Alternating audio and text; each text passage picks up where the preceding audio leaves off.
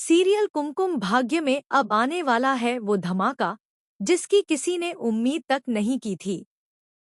जी हाँ दोस्तों, आने वाले एपिसोड में शिवांश अपनी सारी हिम्मत जुटाकर प्रार्थना के सामने हाथ जोड़कर खड़ा हो जाएगा। उसकी आंखों में आंसू और आवाज में कंपी होगी जब वह कहेगा, प्रार्थना, मैं तुम्हारे बिना जी ही नहीं सकता। मैं तुम्हारे साथ रहना चाहता हूँ, तुम्हारे साथ जीना चाहता हूँ। प्लीज, यह डिवोर्स मैं नहीं लेना चाहता। और यहीं से सीरियल में आ जाएगा असली ट्विस्ट। तभी वहां धमकते कदमों के साथ आ जाएगी बुआ माँ। गुस्से से तमतमाती हुई उनकी आवाज पूरे घर में गूंज उठेगी। नहीं, यह शादी नहीं चल सकती। यह रिश्ता नामुमकिन है। लेकिन इस बार शिवांश चुप नहीं रहेगा। सबके सामने, सबकी आंखों में आंखें डालकर वह कह देगा, मैं प्रार्थना से प्यार करता हूं और उसके बिना नहीं रह सकता। चाहे कोई कुछ भी कहे, मैं उससे अलग नहीं होऊंगा। उसके इन शब्दों से पूरे घर का माहौल थम सा जाएगा।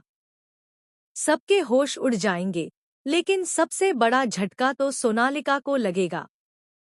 क्योंकि सोनालिका ने तो चाल चली थी प्रार्थना को मिटाने की, उसकी जान लेने की। मगर किस्मत को कुछ और ही मंजूर था। शिवांश की दुआओं से प्रार्थना मौत के मुंह से लौट आई और अब शिवांश का दिल उसके साथ खड़ा है। जैसे ही प्रार्थना होश में आती है, उसकी पहली नजर शिवांश पर पड़ती है। कांपती आवाज में वह पूछती है, आप सच में मेरे साथ रहना चाहते हैं या फिर यह सब सिर्फ दिखावा है?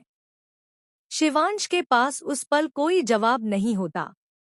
वह सीधे मंदिर जाकर भगवान के सामने सिर झुका देता है और कहता है, हे भगवान, मुझे हिम्मत दीजिए।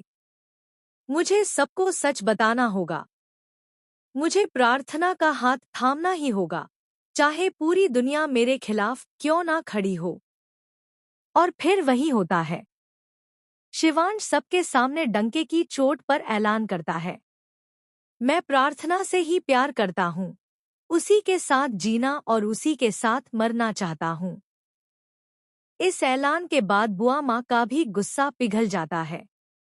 यहाँ तक कि जब सोनालिका बीच में बोलने की कोशिश करती है तो बुआ माँ खुद उसे चुप करा देती हैं।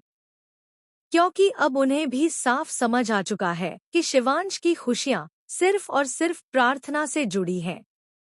तो दोस्तों, अब देखना बेहद दिलचस्प होगा कि क्या सचमुच प्रार्थना और शिवांश एक